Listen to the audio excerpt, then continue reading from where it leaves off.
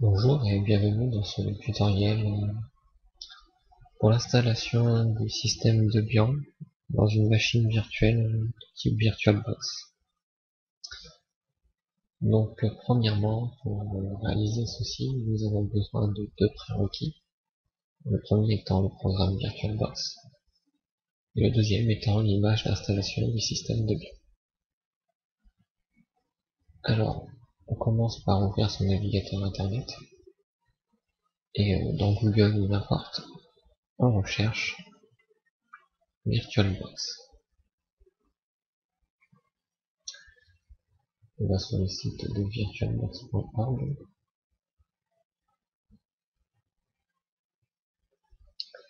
et dans Download, on télécharge la version pour son système.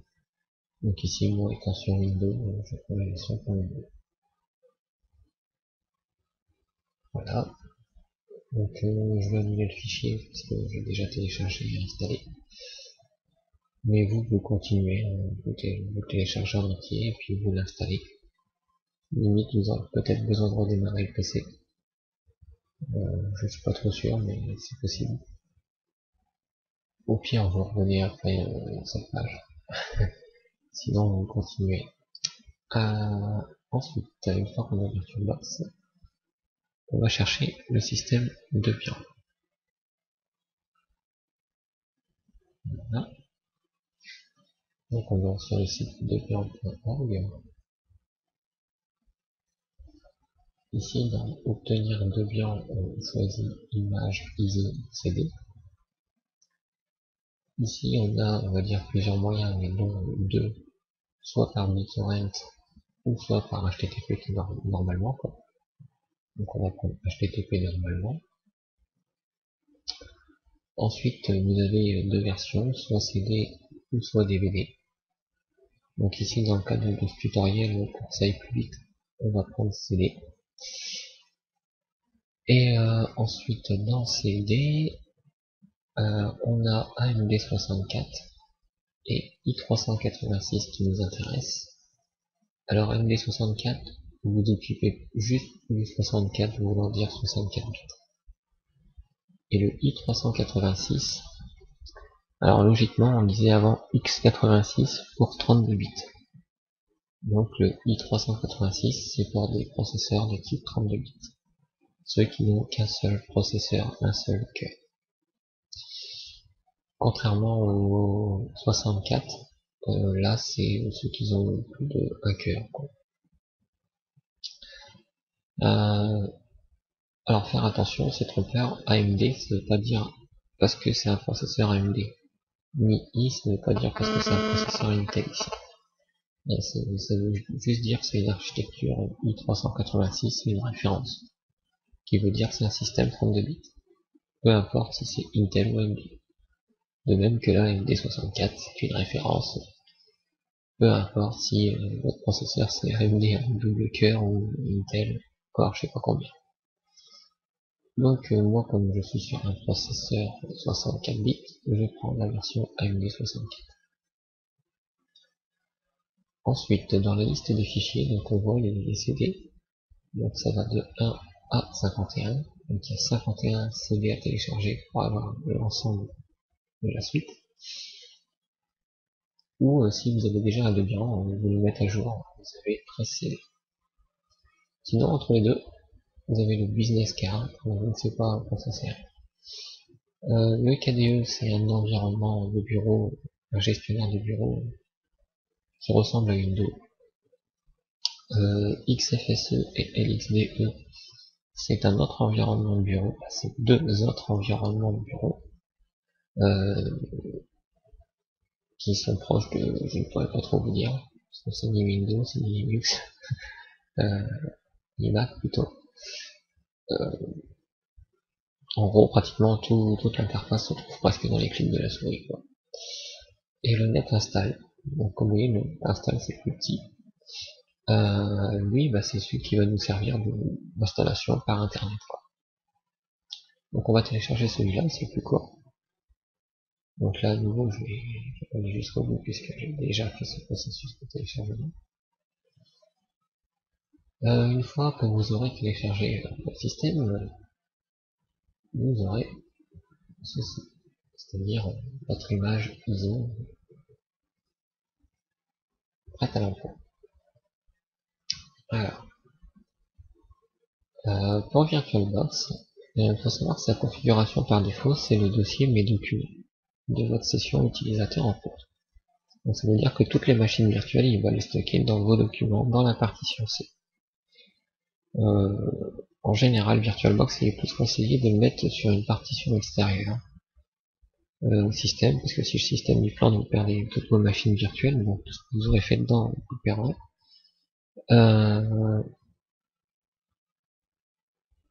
Aussi, c'est pareil, vous pouvez les mettre qu'à un seul endroit. Là, vous pouvez pas en mettre une partie à un endroit et une partie à un autre. Sinon, c'est possible, mais c'est assez compliqué, et puis vous n'aurez rien en même temps, vous aurez soit l'un, soit l'autre. Là, dans mon cas, donc, sur mes disques durs, j'en ai plusieurs,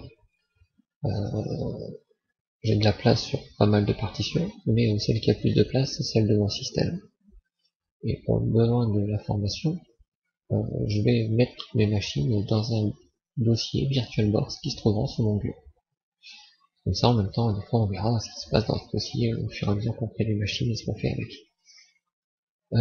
Aussi, qu'est-ce que j'allais dire ça ça un petit trou. Vous, surtout, évitez de le mettre dans le système. Hein. Je vous conseille de le mettre sur la partition qui a le plus d'espace. Parce que vos machines virtuelles, au début, ne prennent pas beaucoup de place, à peu près une dizaine de gigas, on va dire. Mais avec le temps, ils prennent beaucoup de place. En plus, des fois, vous faites des copies des machines, donc ça fait encore pire. Donc c'est pour ça qu'on vous conseille le plus grand nombre d'espace possible. Néanmoins, je veux dire, même si vous avez 50 ou 100 gigas, hein, c'est tout, vous n'aurez pas 50 machines dans votre PC, mais vous pouvez le faire quand même, quoi. Donc voilà. Donc ça, vous créez un dossier VirtualBox quelque part, ou comme vous voulez, hein, machine virtuelle, ce que vous voulez. Moi, c'est le dossier qui contiendra toutes nos machines pour VirtualBox. Donc ensuite, on ouvre VirtualBox. Et dans VirtualBox, dans le menu fichier, on va aller dans les paramètres. Et ici, on va renseigner dans chemin par défaut, autre. Et on va choisir notre dossier VirtualBox. Donc vous, si c'est dans votre disque dur, hein, vous allez chercher dans votre disque dur, et vous sélectionnez votre dossier. Donc ça, c'est fait. Ensuite, nous allons créer une machine virtuelle. Donc ça, on fait une nouvelle. On donne un nom à notre machine. Alors, par simplicité, je vais l'appeler Debian. Le type de système, on va arriver à sélectionner pour nous, c'est Linux. La version, vous voyez plusieurs Linux. Donc nous, on avait choisi 64 bits. Donc on a choisi 64 bits au lieu de Debian tout court. Pour la mémoire, alors vous avez le droit jusqu'au vert. En rouge, c'est plutôt interdit. Et après, c'est à vous de voir la quantité que vous pouvez mettre. Mais il faut savoir que si vous avez 2 Go de RAM mémoire à allouer, si en tout vous avez 4, vous en gardez 2 pour votre système, puis 2 pour des machines virtuelles. Après, si dans vos machines virtuelles, la première vous mettez 2 Go, la deuxième, vous ne pourrez pas vous en servir en même temps que la première. Vous pourrez mettre 2 Go par machine, mais vous pourrez en allumer qu'une seule à la fois. Alors que si vous mettez 1 Go et 1 Go, vous pouvez allumer 2 machines en même temps. Donc après, c'est à vous de voir. Hein. Ici, pour ça, il y a assez vite, on va mettre 3 Go et demi. Pour un disque dur. Alors là, on va en créer un nouveau, puisqu'on n'en a pas créé encore. Selon le type de disque, vous avez certains types de fonctionnalités, je dirais, je pense. Je ne sais pas trop, puisque je les ai pas tous testés, mais la plupart du temps, je prends celui par défaut. Alors ici, on a un concept de taille fixe, taille dynamique. Alors taille fixe, c'est-à-dire si vous avez un disque dur qui a 100 Go de libre actuellement, et que vous créez ici un disque qui aura une taille fixe de 80 Go, ça veut dire que sur votre disque physique, il va réserver 80 Go sur les 100 Go et qui vous dira qu'il en reste plus de 20. Même si à l'intérieur il n'y a pas vraiment 80 Go. Mais il va le réserver réellement sur votre système physique. Alors que Dynamic, il va créer un fichier et il va se remplir au fur et à mesure, sachant que ce fichier n'excédera pas la taille qu'on aura donnée au niveau du disque. Donc on choisit toujours Dynamic. Ah, moi je conseille toujours de choisir Dynamic. Ici, Debian. Alors en fait, ici, Debian pour le disque dur, je pourrais pas le lever. En gros, là, il le met dans le dossier par défaut, mais le dossier par défaut, c'est le dossier qu'on a décidé au début. Et du coup, ça va créer un dossier, en fait, pour la machine. Donc la machine va s'appeler Debian, donc dans VirtualBox, j'aurai un dossier qui va s'appeler Debian, qui représente ma machine. Et dans ce dossier Debian, j'aurai un fichier Debian, mais là, il va représenter le disque dur. Un autre représentera l'état de la machine, mais le plus gros sera le disque dur, quoi. Donc là, moi, je préfère le laisser par défaut. Vous pouvez le mettre n'importe où sur le disque. C'est surtout lui qui va prendre de la place. Mais après, faut pas le bouger parce que si vous réouvrez le VirtualBox et puis qu'il trouve pas sa place, il va pas être content. Donc ici, je vais lui mettre 64 Go. Donc ça va lui suffire largement. Alors même 32, c'est déjà très bien. Donc pour vous faire voir ce qui s'est passé du côté dossier. Alors on a le dossier VirtualBox, on a bien un dossier de Debian, et dedans on a 3 fichiers. Le VDI, qui est le Virtual Disk, d'accord. Le Debian Prev, c'est le fichier de prévisualisation apparemment. Et le VBox, c'est la configuration de la machine. D'accord. Des fois, vous pouvez avoir besoin d'aller modifier le VBox manuellement, sans fichier, vous pouvez l'éditer avec du texte. Mais bon. Donc, des fois, on peut éviter.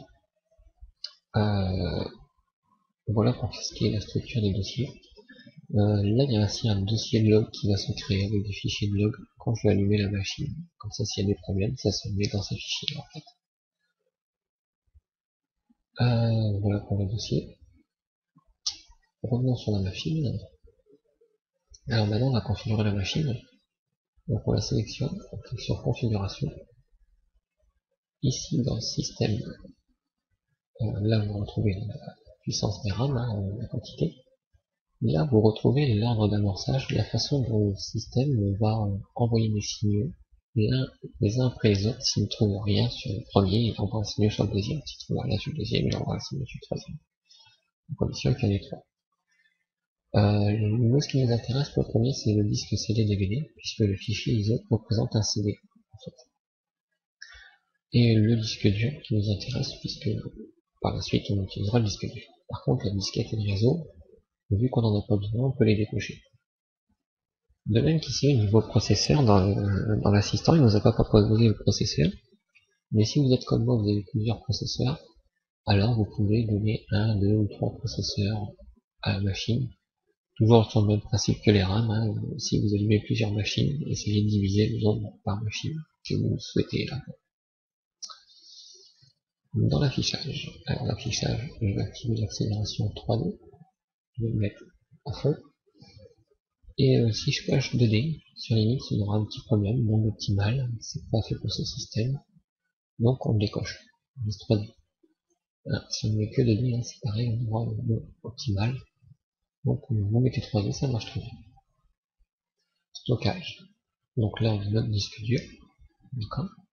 Et là on a ce qui représente un CD, et là il est vide, le lecteur. Donc ici on va venir le remplir. Donc on va le remplir avec quoi? On va choisir un fichier CD-ROM virtuel. Et du coup, on va sur notre emplacement de téléchargement, et on prend notre fameux fichier netinstall.iso qu'on choisit. Une fois ceci fait, on peut dire OK, et on est prêt à démarrer la machine pour commencer l'installation. Donc je clique sur démarrer en ayant la machine sélectionnée, mais bon, comme on en a qu'une, c'est sûr qu'elle est sélectionnée.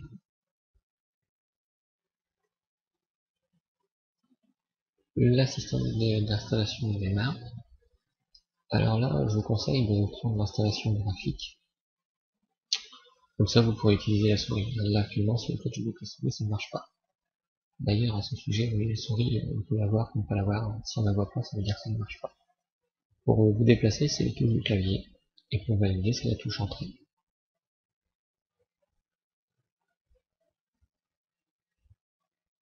Donc, on y va, installation tout à fait basique.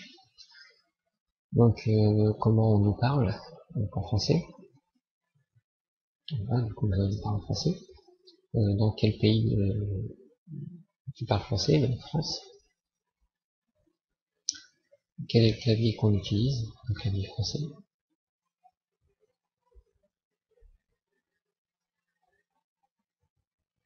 Donc là, on peut faire un du disque.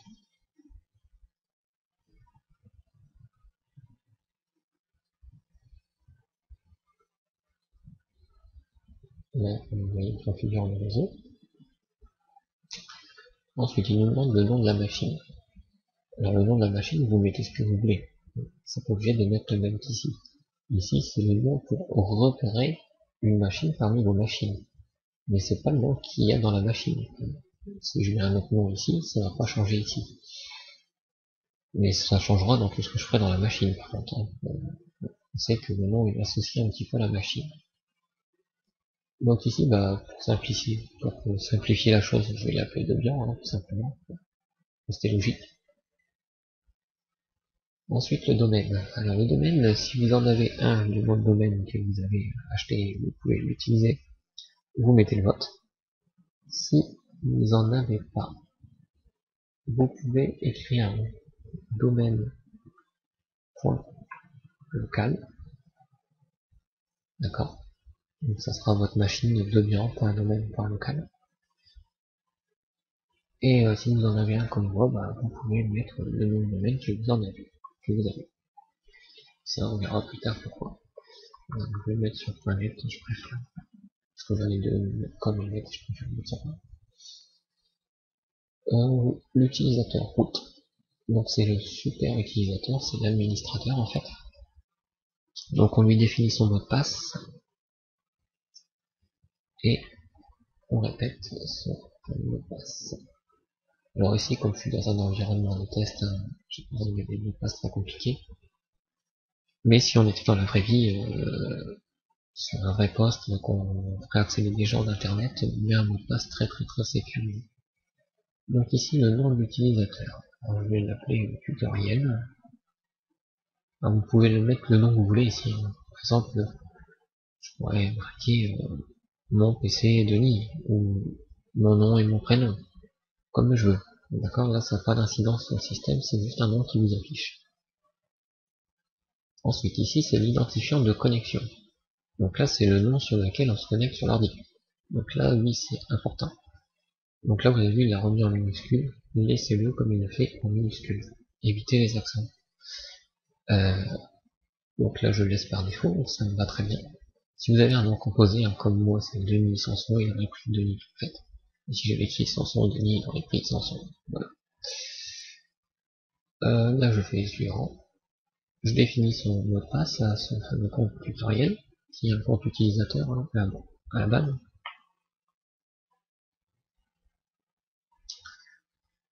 Donc là, il va chercher à régler le temps. Voilà. Il va détecter le disque dur. Donc, du coup, on en a qu'un seul vite. Et là, il nous demande comment on va vouloir gérer le partitionnement. Soit on fait assister, soit manuellement. Alors, franchement, pour pas se prendre la tête, dans les premiers temps, je vous conseille de le faire assister et utiliser le disque dur entier. Comme ça vous fait voir un petit peu comment il partitionne. Et puis par la suite, à l'avenir, quand vous comprenez bien le partitionnement, vous pouvez le faire vous-même manuellement. Donc là, il nous détecte qu'il y a un disque dur, hein, si on avait plusieurs, on a le choix entre nos disques. Donc là, je prends celui qui a. Et ici, on a plusieurs types de partitionnement sur Linux. Donc soit on met tout dans une partition, c'est ce qui est recommandé. Soit on met la partition home, c'est-à-dire la partition des utilisateurs séparés du système. Ou soit on met la séparation home du système plus un dossier utilisateur au niveau des préférences, un dossier var au niveau des partages et un dossier temporaire qui sert à pas grand chose. Tout ça dans des trucs séparés.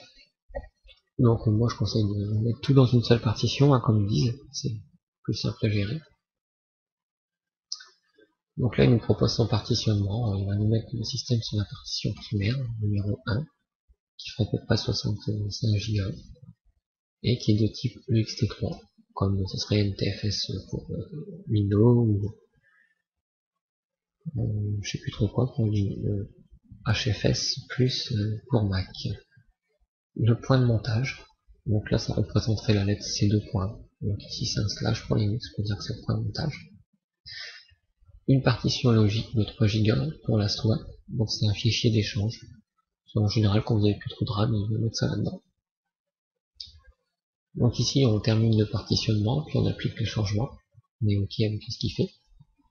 Donc là il nous demande si on veut vraiment le faire sur le disque, on dit oui, hein. Vas-y, tu peux y aller. Donc ça va aller relativement vite.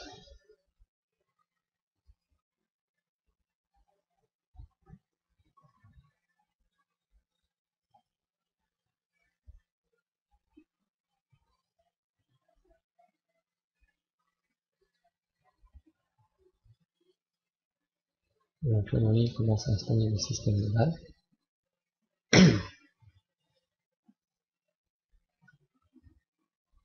Puis une fois que ce système de base va être installé, il y a ce qu'on appelle un gestionnaire de paquets. C'est un endroit où on centralise tous les programmes sur Linux pour différents types de versions de Linux. Et quand on veut un logiciel, en fait, on se connecte à cette espèce de dépôt, c'est ce qu'on appelle ça, un dépôt. Et dans ce dépôt, là où il y a tous les programmes, on cherche le nom d'un programme, soit parce qu'on connaît son nom, soit parce qu'on fait le tour par rapport à des catégories. Et on sélectionne les programmes qu'on veut, puis on demande d'installer. Donc on fait pas vraiment comme le Windows, on va pas sur internet, on cherche pas par-ci par-là un programme, malgré qu'on peut le faire sur Linux, hein, mais le principe est qu'on ne le fait pas vraiment comme ça. Donc si je vous parle de ça, c'est parce que là, en fait, comme il installe le système de base, il va pouvoir avoir son gestionnaire de paquets. On devra lui dire un petit peu. Une fois qu'il aura ce gestionnaire de paquets, il sera capable d'aller récupérer tous les paquets qui nous manquent pour ce qu'on va lui demander par la suite. Parce que, rappelez-vous, on a pris le CD le plus petit. Et comme on a pris le plus petit, bah, c'est celui qui a moins de choses dedans finalement. Donc c'est sûr, ça a été plus vite pour nous à le télécharger, mais après ça va être plus long pour installer les logiciels. Donc là, on a l'outil de gestion de paquets, dans quel pays on se trouve. Donc, on lui dit on est en France. Voilà les serveurs que j'ai en France, lequel tu veux. Alors par exemple, si vous habitez Strasbourg, vous pouvez prendre celui de Strasbourg. Si vous habitez dans la Picardie, vous pouvez prendre Picardie. Et si vous ne trouvez pas un qui correspond à votre endroit, vous prenez par exemple le premier, tout simplement. Le serveur mandataire, bah, là vous laissez vide, il n'y en a pas. Vous voyez, l'outil de gestion des paquets. Donc ça c'est ce qui va permettre de se connecter au dépôt. Une fois qu'il sera connecté au dépôt, après bah, il aura la liste de tous les paquets. Et il pourra nous proposer ce qu'on aura besoin. Puis après bah, on fait nos courses.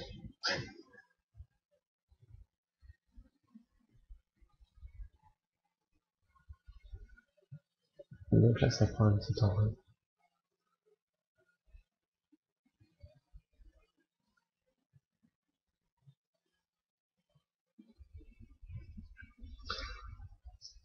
Donc au passage, une petite information. Si vous êtes dans l'écran et vous n'arrivez pas à sortir votre souris, vous avez vu la touche contrôle droite, c'est ce qui permet de pouvoir sortir la souris de l'écran. Donc si vous appuyez, alors c'est la touche contrôle qui se trouve à droite. Vous avez le clavier, vous avez la barre d'espace. À gauche vous avez une touche contrôle et à droite vous en avez aussi une. Là il parle de celle de droite en fait. Parce que si je fais avec celle de gauche, vous allez voir qu'il se passe rien du tout. D'accord, là j'ai appuyé 2 fois et il s'est rien passé. Alors que si j'appuie sur celle de droite, vous allez voir la petite icône qui va changer. Donc là ça s'est déverrouillé, donc je suis bloqué dedans. Là ça se redéverrouille, donc c'est vert, je peux sortir. Et ainsi de suite. Donc si je suis bloqué, bah, j'appuie sur la touche contrôle. Un autre bon truc à savoir, c'est les périphériques. Ici on voit le lecteur CD, donc on voit que actuellement il y a 8 qui est connecté.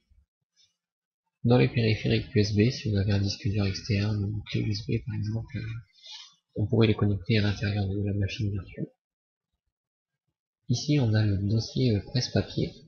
Alors le presse-papier, c'est quand on fait un copier-coller de notre ordinateur vers l'ordinateur virtuel. Comme vous voyez là actuellement il est désactivé. Donc on pourrait l'autoriser seulement de notre ordinateur vers l'ordinateur virtuel, ou seulement de l'ordinateur virtuel vers notre PC, ou dans les deux sens. Donc moi je conseille de l'activer dans les deux sens. Tout comme le glisser-déposer, vous voyez c'est pareil, ça fonctionne tout le même principe. C'est quand vous prenez un dossier, vous le glissez vers l'ordinateur virtuel et vice versa. Moi je conseille de l'activer. Donc ça il faut l'activer en général sur chaque machine, parce que par défaut les machines sont désactivées. Donc une fois que vous l'avez fait sur la machine, après elle l'enregistre. Donc c'est bon, après vous avez besoin de le redire. Mais sur chaque nouvelle machine, des fois il faut y penser. Alors, là, vu que ça va prendre un petit moment, je vais interrompre la vidéo, le temps qu'il finisse de charger la liste des logiciels, et je vous reprends tout de suite.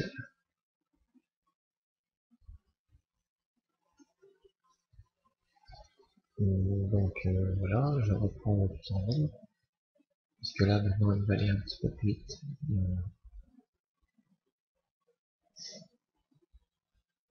Voilà, finalement peut-être pas.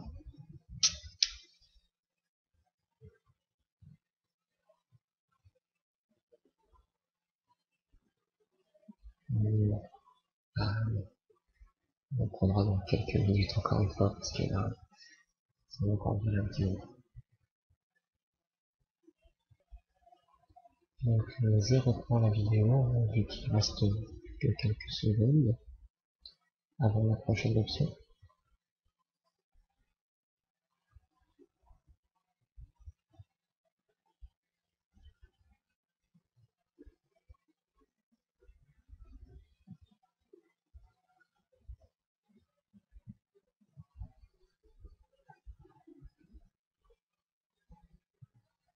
Ici, ça je vais construire VirtualBox.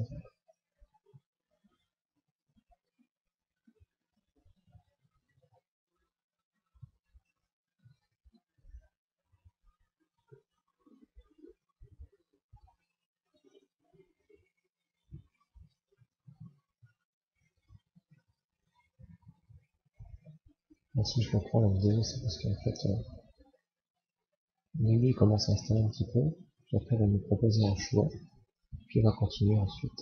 Vous voyez, c'est pour ça que je vous ai repris la vidéo maintenant. Il nous demande si on souhaite participer au programme d'amélioration des produits et tout le reste. Moi je mets non, vous pouvez mettre oui ou non, c'est votre choix. Et voilà, donc là il nous demande quels sont les logiciels qu'on souhaite installer en même temps que le serveur. Il faut savoir que là actuellement il a installé tout ce qui est le serveur de base. On l'a vu, il a fait l'installation du serveur de base. Maintenant c'est des suppléments par rapport au serveur de base. Il faut savoir qu'actuellement le serveur de base ne procède pas d'environnement graphique de bureau. Alors qu'est-ce que ça veut dire ça? Pour faire simple, sur Windows, tous les icônes que vous voyez, est-ce que vous cliquez dessus là, la plupart du temps c'est le programme Explorer qui gère tout ça. Pour dire tout ce que vous voyez en général c'est Explorer qui le gère. Quand vous allez sur Mac, le programme qui gère tout ce qui est les fenêtres, les icônes, les dossiers, tout ça, ça s'appelle Finder. Faut savoir que sur Linux, en fait, il y en a plusieurs. Le plus connu étant GNOME. Ensuite, on a KDE, qui ressemble beaucoup à du Windows. XFSE, LXDE, et j'en passe certainement pas mal encore. Voilà, c'est pour vous dire qu'il y en a plusieurs, et c'est ce qui permet d'avoir un bureau, des icônes, des dossiers, des trucs comme ça dans l'environnement. Et les utilitaires standards, c'est pour pouvoir administrer un petit peu le système ou autre, des choses qu'on aura certainement besoin. Donc ces deux-là, vous voyez, comme ils sont cochés par défaut, on a besoin que de ça en fait. Donc c'est pour ça qu'on n'a pas pris une grosse installation de tout, parce qu'on n'a pas besoin de tout. Donc on continue, et c'est là, hein, fameux temps fatidique, à peu près 20 minutes, il y a à peu près ce nombre à télécharger, et ça va être très long. Alors là il dit 1h et demie, mais en fait c'est à peu près 20 minutes, une quinzaine, vingtaine de minutes. Donc c'est pour ça que je vais couper la vidéo, et je vais reprendre dès l'installation terminée. Pour l'instant, voilà, quoi. Donc à tout à l'heure, et bonne installation. Donc voilà, après une bonne vingtaine de minutes, le système s'est installé. Donc il nous reste une petite dernière étape, on va dire, c'est la question du programme de démarrage. Alors il faut savoir que on a mis tout au début un CD, une image ISO qui représente physiquement un CD, on va dire, et l'ordinateur, quand il a démarré sur ce truc-là, il a été chercher le CD virtuellement, et il a lu ce CD, et puis il a réussi à le lire et nous afficher le programme d'installation de Linux. Alors ce CD, en fait, il est un petit peu spécial. On dit que ce CD, il est bootable, c'est-à-dire qu'il est démarrable. Si par exemple vous prenez le CD, je sais pas, du concert d'un de vos compositeurs, chanteurs, j'en sais rien, et que vous le mettez dans votre ordinateur et que vous demandez à votre ordinateur de démarrer sur ce fameux CD, vous allez avoir certainement un message d'erreur. Soit vous l'aurez parce que il n'y a que ce choix-là et qu'il peut pas le faire, ou soit vous l'aurez pas parce qu'il va voir qu'il peut pas le faire et qu'il va prendre un choix suivant, comme démarrer votre disque dur tout simplement et qu'il pourra le faire. Donc c'est la même chose avec le disque dur en fait et un système d'exploitation. Alors un système d'exploitation, quand il est sur le disque dur, il occupe une partition, un espace donné, mais quand nous on dit à l'ordinateur tu démarres sur tel disque, il sait sur quel disque démarrer, puisqu'on lui a dit, donc il sait quel disque il va l'interroger. Par contre, il n'est pas censé savoir sur ce disque si c'est le début de ce disque qui a le système, si c'est le milieu de ce disque qui a le système, ou si c'est la fin du disque qui a le système. Bon, c'est vrai qu'en général, c'est toujours le début. Mais vous vous rendez bien compte qu'il peut pas le savoir, en fait. On peut juste lui donner l'information du disque dur, mais on peut pas lui dire oui, c'est le disque dur 1, mais la partition C, D ou E. On peut pas lui dire ça. Et justement, c'est le programme de démarrage, d'amorçage, qui charge de faire ça à notre place. Donc c'est pour ça que c'est important de l'installer.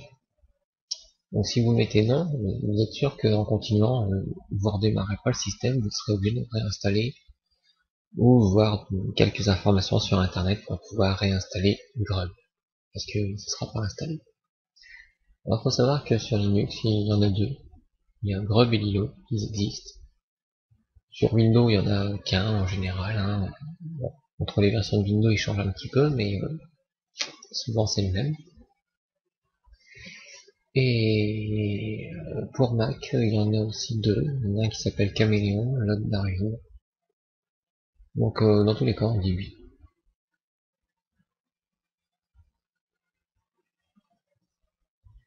Donc vous allez voir qu'une fois qu'il va terminer ça, il va éjecter mon image, il va éjecter le CD. Pourquoi il va l'éjecter? Tout simplement parce que ça ne sert à rien, il est en train de le désactiver. Parce que quand on va redémarrer l'ordinateur, rappelez-vous, on lui a dit que pour l'instant il était programmé pour démarrer sur le CD. Et si il laisse le CD dans l'ordinateur, quand il va redémarrer, qu'est-ce qui va se passer? Eh ben, l'ordinateur démarre, le BIOS, c'est ce qui est ici, on va dire, dit, tu vas regarder s'il y a un CD dans le lecteur CD, s'il y en a un, tu démarres dessus, du moins, si tu peux démarrer dessus. Et s'il ne l'avait pas enlevé, qu'est-ce qui serait passé au prochain redémarrage? C'est que vous aurez droit à une nouvelle installation du système. Donc vous pourrez tourner en boucle comme ça assez longtemps si vous ne l'enlevez pas. Donc soit il l'enlève tout seul, soit vous-même vous pouvez le décocher pour qu'il s'enlève. Et c'est décoché tout seul. Donc là, si je redémarre, il n'y a pas de souci. Ce qui va se passer au démarrage, c'est qu'il va aller chercher le CD, mais comme il n'y en a pas, qu'est-ce qu'il va aller faire après? Il va aller chercher le disque dur. Et comme le disque dur, bah lui, il est installé, il a des fichiers, et qu'en plus, on lui a mis grep pour lui dire, bah tu sais où sont ces fichiers, et tu sais où il faut aller les chercher, bah du coup, notre système sera capable de démarrer facilement. Voilà, donc je continue pour finir l'installation.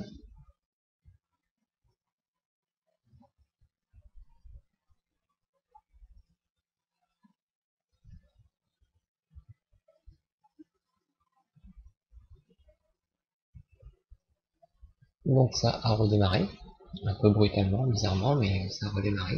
Vous voyez que là, le grub, il se charge de passer la main au système. Maintenant, c'est le système qui a pris la main. Et que là, il va défiler jusqu'à temps qu'il arrive à nous afficher le display manager comme vous venez de voir, le GNOME.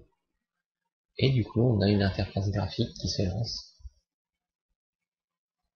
Interface qui nous fera voir nos identifiants de connexion. Donc, je vais redimensionner un petit peu la machine, de sorte à ce que vous puissiez voir. Ah, tout. Donc,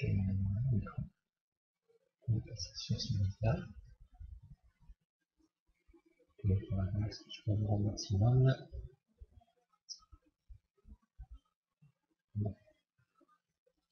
Alors, je vais agrandir la barre de statut, qui n'est pas forcément importante sur la capture de la vidéo. Donc là, bah, je clique dessus pour rentrer. Je rentre le mot de passe que j'ai défini lors de l'installation pour mon compte d'utilisateur. Et je me connecte.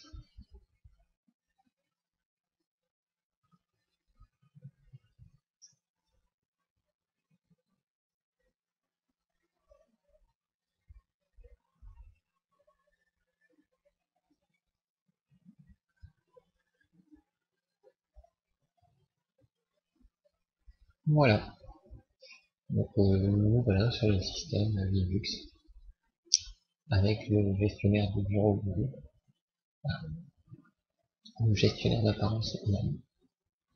Donc nous avons une apparence, le système, l'administration, le système, les raccourcis pour le nom système et les applications utilisées dans le système.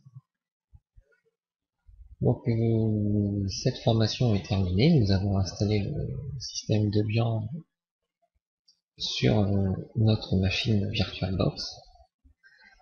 Le prochain tutoriel consistera à installer la couche VirtualMin avec WebMin, donc WebMin servant à l'administration du système. Et VirtualMin, c'est une couche d'application qui va servir à virtualiser un ensemble de serveurs. Donc ça, vous en apprendrez plus dans le prochain tutoriel. En attendant, je vous dis à bientôt et amusez-vous bien. À la prochaine.